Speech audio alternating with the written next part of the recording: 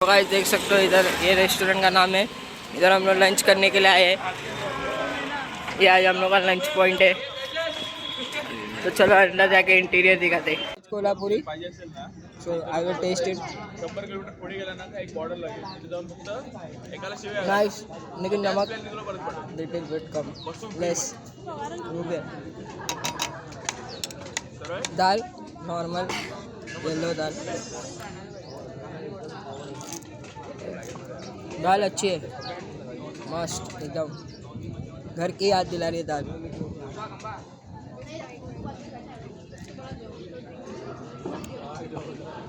ये भी अच्छा है, नाइस। तो चलो फिर खाने के बाद मिलते हैं। वो पापड़ बोल कौन सा है, राइस बता, रोटी क्या खा रहा है। हेलो गाइस, सो ये लंच है आज जैसलमेर में, फर्स्ट लंच ऑफ जैसलमेर। सो इसको खाते हैं फिर आपसे मिलते हैं। Cheers on it.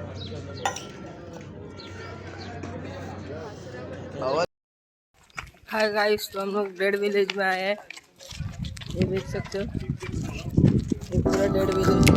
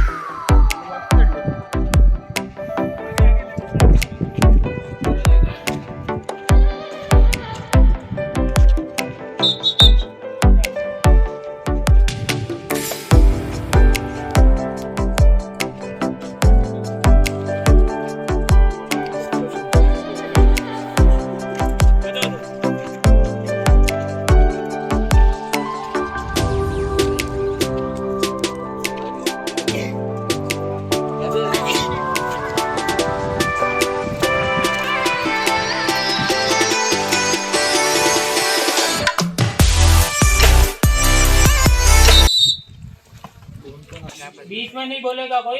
अगर जिस कैंप साइट पे आप लोग रुकने वाले हैं उसका मैं ऑनर हूँ। यहाँ बाहर की साइड में गाइड नहीं मिलते हैं, इसके लिए आपको बताने के लिए आपके साथ में आया हूँ। कहते हैं लड़ाई के सिर्फ 3 ही कारण होते हैं, जर, जमी और जोरू। या तो आदमी इज्जत के लिए लड़ता है, या आदमी जमीन के लिए लड़ता है, या आदमी एक औरत के लिए लड़ता है। तो रामायण से लगा के महाभारत से लगा के इस जैसलमेर तक जितनी भी लड़ाइयाँ लड़ी है उसमें ज्यादातर कारण एक औरत का ही रहा है। तो यहाँ पर भी ऐसा ही हुआ था। अभी हम लोग जिस जगह पे खड़े हैं इसको कुलधरा विलेज कहते हैं। तो यहाँ पर भी ज्यादातर यही कारण हुआ था कि यहाँ पर एक दीवान थे सालिम सिंह, जो आप फोर्ट देखने जाएंगे, फोर्ट के सामने हवेली है सालिम सिंह की हवेली। वो सालिम सिंह इतना क्रूर था कि यहाँ पर बहुत ज्यादा टैक्स लगाता था, बहुत ज्यादा पावरफुल था। राजा के पास सेना नहीं थी और उसकी खुद की पर्सनल सेना थी। तो वो जब शिकार खेलते हुए इस गाँव के बाहर एक पग बावड़ी है, जैसे आप पग बावड़ी किसको बोलते हैं, पैरों से नीचे उतर के जाके पानी भर के लाते हैं, उसको बोलते हैं पग बावड़ी। जैसे आपने झालरा भी सुना होगा, तो कई जगह झालरे के नाम से मशहूर होता है। झालरे का मतलब भी यही होता है कि झील की तरह नीचे पानी होता है और स्टेप बाय स्टेप नीचे उतर के जाके पानी भर के लेके आते हैं। तो यहाँ बाहर की साइड में एक बावड़ी बनी हुई है जिसको पग बावड़ी कहते हैं। वहां पर पालीवाल ब्राह्मणों की एक लड़की थी। बताते हैं वो लड़की इतनी खूबसूरत थी कि जब पानी भी पीती थी तो गले से उतरता हुआ दिखता था। उस लड़की को जब उन्होंने देखा तो बोला कि मैं इससे शादी करना चाहता हूँ। लेकिन राजस्थान के अंदर पहले भी ऐसी प्रथा थी और आज भी ऐसी प्रथा है कि एक जाति के लोग अपनी लड़की दूसरी जाति में नहीं देते हैं। इसके लिए उन लोगों ने मना कर दिया कि हम लोग पालीवाल ब्राह्मण है, ब्राह्मण मीन्स पंडित, हम लोग मीट मांस नहीं खाते हैं, हम लोग शराब का सेवन नहीं करते हैं, हम लोग अपनी लड़की आपको नहीं दे सकते हैं। दीवान ने हट पकड़ा, बोला कि मैं 3 दिन का टाइम देता हूँ, या तो 3 दिन में शादी का संदेशा भिजवा देना, नहीं तो मैं अपनी सेना लेके आऊंगा, लड़की को लेके जाऊंगा और शादी करूंगा। फिर इन लोगों ने अपने धर्म गुरु को बुलाया। हर जाति के अंदर एक गुरु होते हैं, तो इन लोगों ने अपने धर्म गुरु को बुलाया और गुप्त में एक मीटिंग किया और मीटिंग में ये फैसला लिया कि हम लोग जैसलमेर रियासत को छोड़ देंगे लेकिन अपनी लड़की तो नहीं देंगे। फिर किसी ने कहा कि जैसलमेर रियासत इतनी बड़ी रियासत है कि एशिया महाद्वीप की सबसे बड़ी रियासत है जैसलमेर। करीब 38,000 वर्ग किलोमीटर में फैला हुआ है जैसलमेर, जिसके अंदर 84 गांव पालीवाल ब्राह्मणों के हैं। ये एक गांव है, ऐसे ऐसे एक गांव के अंदर 250 से 300 घर है, तो पूरे रियासत के अंदर 84 गांव थे। इतने सारे गांवों को एक साथ में कैसे इन्फॉर्म करेंगे, कैसे लेके निकलेंगे? तो फिर इन्होंने दूसरी रात एक और मीटिंग रखी और हर एक गांव के एक मुखिया को बुलाया और नमक और पानी का घोल बनाया और उससे ये सौगंध ली कि जैसलमेर रियासत के अंदर अगर कोई पालीवाल ब्राह्मण रहेगा तो जैसे ही पानी के अंदर नमक डालते हैं वो गल जाता है, ऐसे उसकी पीढ़ी गल जाएगी। उसके घर के अंदर जैसे ही लड़के का जन्म होगा उसके बाप की डेथ हो जाएगी। ऐसा शराब देने के बाद में फिर किसी ने कहा कि हम लोग जाएंगे कहाँ पे, जाने की दिशा कौन सी होगी, क्योंकि यहाँ से निकलेंगे तो रेगिस्तान के अंदर कोई रास्ते, कोई रोड या सड़क नहीं होती है, तो कोई किधर भटक जाएगा, कोई किधर भटक जाएगा। तो उनके धर्मगुरु ने बताया जिस तरफ से सूर्य उदय होता है हम लोग उस तरफ निकलेंगे और जो भी पहली रियासत पड़ेगी हम लोग अपना पहला पड़ाव वहीं पे डालेंगे। एक ही रात के अंदर 84 गांव खाली करके जोधपुर के पास में पाली बसाया। पाली वालों ने बसाया, इसके लिए उसका नाम पाली रखा गया। और मारवाड़ रियासत के अंदर आता है, इसके लिए उसको पाली मारवाड़ कहते हैं। वहाँ दूसरा, उस जमाने के अंदर आने जाने के लिए कोई साधन नहीं थे, तो कुछ लोग कैमल से गए थे, कुछ बैलगाड़ियों से गए थे, कुछ पैदल ही निकल गए थे और कुछ बूढ़े और बीमार लोग थे, उनकी ये सुन के ही डेथ हो गई थी कि हम लोग अपना घर बार जमीन जायदाद छोड़ के जा रहे हैं। उन लोगों की आत्माएं आज भी इस गांव में भटकती है, इसके लिए इसका दूसरा नाम घोस्ट विलेज है, यानी भूतों का गांव कहते हैं। यहाँ पर सूर्य निकलने के बाद इसको खोला जाता है और सूर्य अस्त होने से पहले पहले इसको बंद कर दिया जाता है। यहाँ पर अनगिनत पिक्चरों की शूटिंगें होती रहती है, जैसे आपने देखी होगी भूत की पिक्चर कालो, एजेंट विनोद, सम्राट अशोक, महाराणा प्रताप, कच्चे धागे, ऐसे कई पिक्चरों की शूटिंग आए दिन यहाँ पे होती रहती है। दूसरा, यहाँ पर आप सोच रहे होंगे कि कुछ घर बने हुए हैं और बाकी घर क्यों गिरे हुए हैं। यहाँ पर एक कलेक्टर आए थे के पाठक, उन्होंने एक बजट पारित किया था कि उस जमाने के अंदर घर कैसे होते थे। तो यहाँ के जो बूढ़े और जो बुजुर्ग लोग हैं उनको इकट्ठा किया और उसी डिजाइन में इन घरों को वापस तैयार करवाया। कुछ घरों को वापस तैयार करवाया ताकि आने वाले लोगों को ये पता चल सके कि पुराने जमाने में घर कैसे होते थे। क्योंकि आज के जमाने में इलेक्ट्रिसिटी है तो आज अपन कूलर लगा देंगे, पंखा लगा देंगे, एसी लगा देंगे, लेकिन उस जमाने में ऐसा नहीं था। तो यहाँ का जो टेम्परेचर है, यहाँ सबसे बड़ी जो दिक्कत है वो है टेम्परेचर की। टेम्परेचर यहाँ पर जाता है माइनस में, तो -2, 3 और 5 तक चला जाता है, बर्फ गिर जाती है। और अगर अप होता है तो ये कम से कम 55 डिग्री तक जाता है। और जब 55 डिग्री पे जाता है तो हवा इतनी गर्म हो जाती है कि वो हवा अगर सीधी घर के अंदर आएगी तो घर का टेम्परेचर बढ़ जाएगा। इसके लिए यहाँ आप देख रहे हैं विंडो छोटी बनी हुई है। छोटी विंडो में से होके हवा जब घर के अंदर आएगी तो धीरे धीरे आएगी और ठंडी होके आएगी। अगर बड़ा विंडो लगा देंगे तो सीधी गर्म हवा घर के अंदर आएगी, घर का टेम्परेचर बढ़ जाएगा। दूसरा, आज भी कोई बिल्डिंग का नक्शा पास करवाने अपन गवर्नमेंट के पास में जाते हैं तो उसमें एक शर्त लिखी हुई होती है कि जितना भी बिल्डिंग के ऊपर आपके बारिश का पानी गिरेगा उसको ज्यादा से ज्यादा स्टोर करेंगे, लेकिन कोई नहीं करता है क्योंकि बीएमसी दे देगी, पीएचईडी दे देगी। लेकिन उस जमाने में ना पीएचईडी थी, ना कोई बीएमसी थी, ना कोई ऐसे संसाधन थे। अगर किसी के पास में अगर पानी होता था तो वो 1 साल तक जिंदा रह सकते थे। अगर किसी के पास पानी नहीं होता था तो उसके साल के अंदर अंदर उनको मरना पड़ता था, क्योंकि यहाँ पर घी सस्ता था और पानी महंगा था। यहाँ पर पानी किसी को उधार नहीं मिलता था। अगर किसी के घर पे मेहमान आता था या कोई ऐसे कोई चरवाहा या कोई निकल जाता था, अगर उसको प्यास के मारे वो मर रहा है और अगर उसको किसी ने पानी पिला दिया तो वो अपने 3 पीढ़ी तक घर पे जाके बोलता था कि मैं उस गांव में गया था, उस आदमी ने मेरे को पानी पिलाया। तो उसका एहसान कभी मत भूलना। अगर 7 पीढ़ी तक उनके गाँव का या उनके परिवार का कोई आदमी अपने गाँव की तरफ आता है तो उसको पानी जरूर पिलाना। पानी की ये कीमत थी। तो जब बारिश का पानी घर के ऊपर गिरता है तो यहाँ पर आप देख रहे हैं बारिश की नालियां घर के अंदर की साइड में निकाली हुई है। अंदर की साइड इसके लिए निकाली है कि यहाँ पर पर्दा पड़ता है, यानी औरतें सारी घूंघट में रहती है, पर्दे में रहती है। बाहर जब वो निकलती थी तो पालकी में जब एक राजपूत परिवार या एक मोमेडियन जो खानदानी परिवार के लोग होते थे, उनकी अगर औरतें घर से बाहर निकलती तो पालकी में या पर्दे में रह के निकलती थी। जब सामने पालकी जिन लोगों के पास नहीं होती थी तो वो क्या करते थे, जैसे सारे कपड़े पहन लिए, उसके बाद में एक बड़ा सा जैसे बेडशीट जैसा इतना बड़ा कपड़ा होता था जो अपने ऊपर पूरा लपेट के रखती थी। और अगर सामने से दूसरा अगर आदमी आता हुआ दिखाई देता था तो वो क्या करती थी, एक कोने में ऐसे दुबक के बैठ जाती थी। जब वो आदमी आगे पार हो जाता था तब वो निकल के आगे रास्ता और लेती थी। इतनी मतलब दूसरे आदमी से वो शर्म करती थी। अपना मतलब शरीर का कोई अंग दिखाना तो दूर की बात है, वो अपने कपड़े तक उनको देखने नहीं देते थे। इतनी औरतें ऐसे रहती थी। तो औरतें जब घर के अंदर होती थी और बारिश आ जाती थी तो वो लोग क्या करते थे, इसके नीचे मटके लगा देते थे और मटके लगाने के बाद में हर घर के अंदर स्टोरेज टैंक होता था। बारिश का सारा पानी स्टोरेज टैंक में डाल के ढक्कन लगा के लॉक लगा के रखते थे ताकि एक लोटा पानी, एक गिलास पानी भी कोई इधर उधर गिरा ना दे। दूसरा, जब पानी की इतनी कीमत थी तो यहाँ पर नहाने धोने के लिए तो पानी चाहिए ना। आज क्या होता है, जैसे आप बॉम्बे से आए, क्या होता है, सुबह अपन निकले ऑफिस में, शाम को आए तो एक बार और नहा लिए, सुबह नहा के गए थे। लेकिन यहाँ पर पूरी जिंदगी के अंदर 2.5 स्नान होते थे। 2.5 स्नान कैसे होते थे? जब एक बच्चा पैदा होता था जब उसको नहलाया जाता था, दूसरा जब उसकी शादी होती थी तब उसको नहलाया जाता था, और तीसरा जब वो मर जाता था तो उसको आधा स्नान कहते थे। यानी उसको लोग स्नान करवाते थे, वो खुद कर नहीं पाता था, तो इसके लिए उसको आधा स्नान कहते थे। तो 2.5 स्नान के अंदर उसकी जिंदगी निकल जाती थी। इतना कम बारिश का पानी उसको स्टोरेज करके ढक्कन लगा के लॉक लगा के इस पानी को रखते थे। दूसरा, यहाँ पर ये जो घर देख रहे हैं इसका ओपन पार्ट इसके लिए छोड़ा हुआ है कि जब औरतें घर में होती थी और उनको भी धूप छाव चाहिए थी तो वो लोग इसके लिए इसको ओपन रखते थे। यहाँ जो आप रखते थे, इस पे पैर मत रखना, ये जो आप यहाँ पर एक पत्थर देख रहे हैं इसको घर के बीचों बीच में रखते थे। ये तुलसी लगाने के लिए, एक पेड़ लगाने के लिए होता था। हर घर के अंदर तुलसी की पूजा होती थी। जिस घर के अंदर लड़की का जन्म नहीं होता था, जिस घर के अंदर परिवार के अंदर लड़की नहीं होती थी, तो तुलसी की शादी करते थे। और तुलसी की जब शादी करते थे तो जितना अपनी बेटी की शादी में खर्चा होता है उतना पूरे गांव को न्योता देते थे, पूजा पाठ करवाते थे, और उतना ही उस शादी में खर्चा किया जाता था जितना तुलसी के पेड़ के लिए करते थे। इतने धार्मिक लोग थे। दूसरा, मैंने जैसे आपको बताया कि यहाँ का टेम्परेचर अप डाउन होता है, तो टेम्परेचर 550 चला जाता है तो गर्मी बहुत हो जाएगी।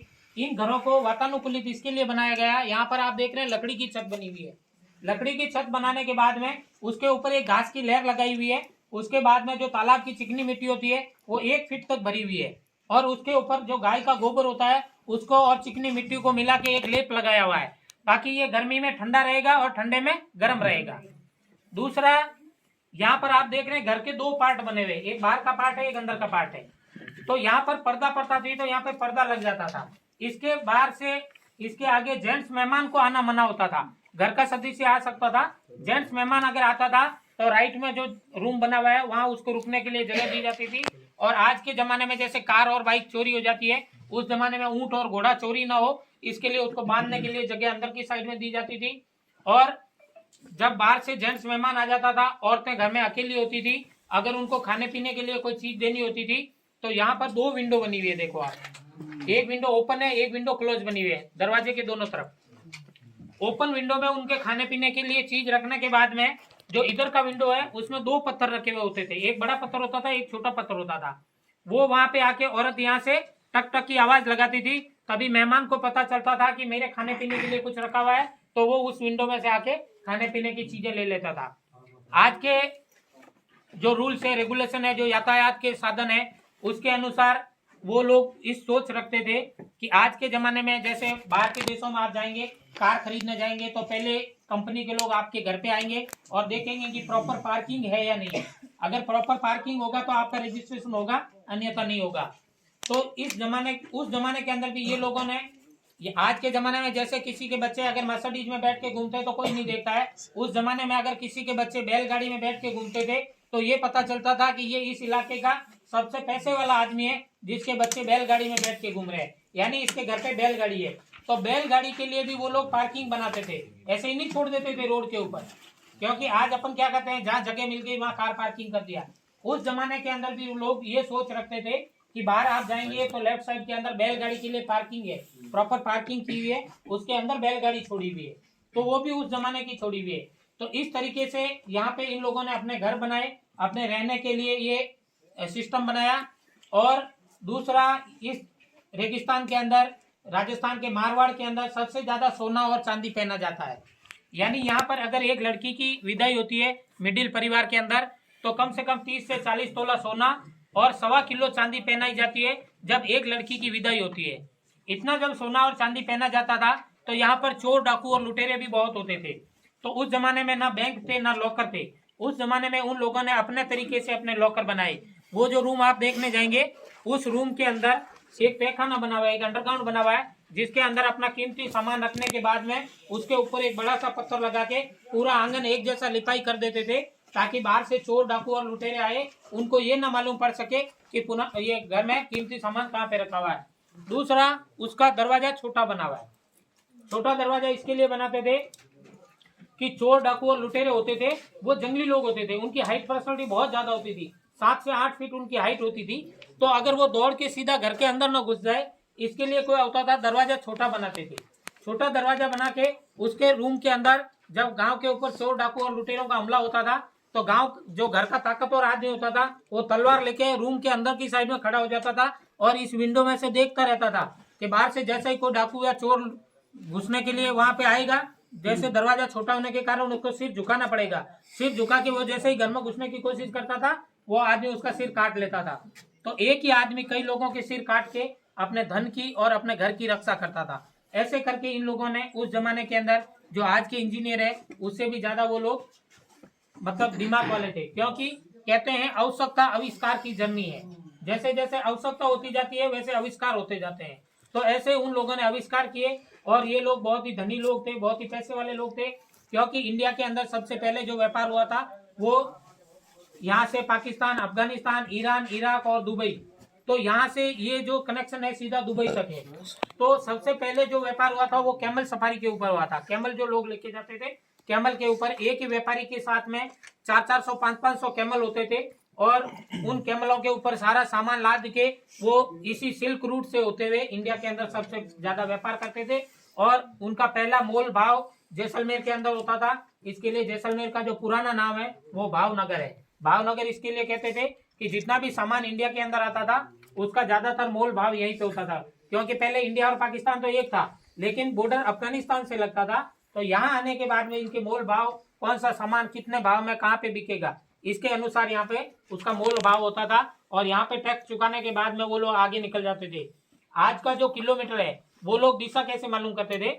वो लोगों के पास में किलोमीटर नहीं होते थे, उनके पास में मील होते थे। मील कैसा होता था? जो आज का 3.25 किलोमीटर है उसका एक मील बनता है।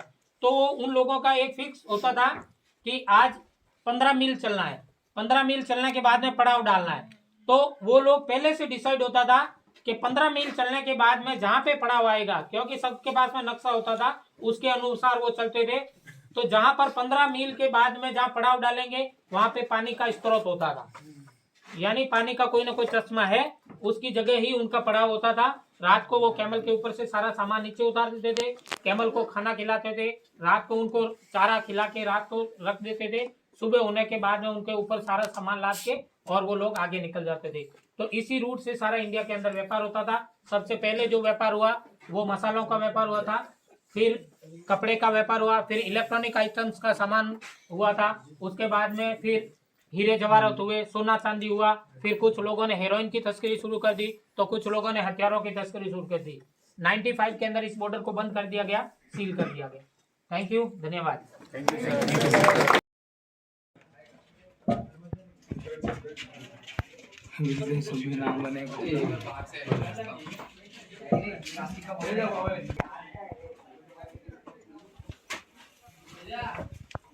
ये किचन है, किचन पुराने जमाने का किचन।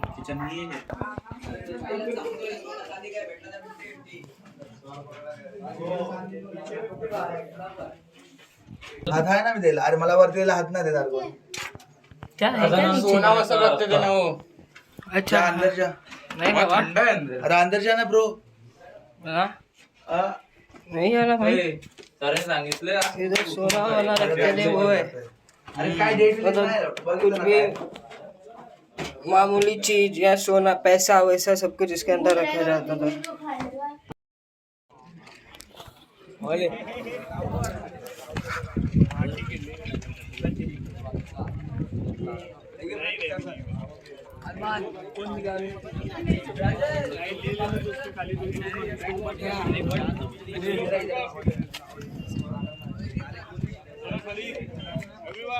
अभी वो बाउंड्री बनाई है वो है क्या? मैं पहली बार आया हूँ। मैं पहिल्यांदा आलो. मतलब पाकिस्तान है क्या वो साइड? हाँ पाकिस्तान। अबे नहीं ब्लॉग में बताओ उधर से ना पाकिस्तान देख एकदम दूर अरे नहीं, इधर देख, उधर बाउंड्री है इधर के खेत देख, सूखे हुए हैं, उधर हरे हरे, इधर रत्नागिरी है, क्या इधर यार राजस्थान. इतने जल्दी पाकिस्तान कैसे चालू होएगा? इसके आगे पंजाब भी है अभी। अरे अंडरग्राउंड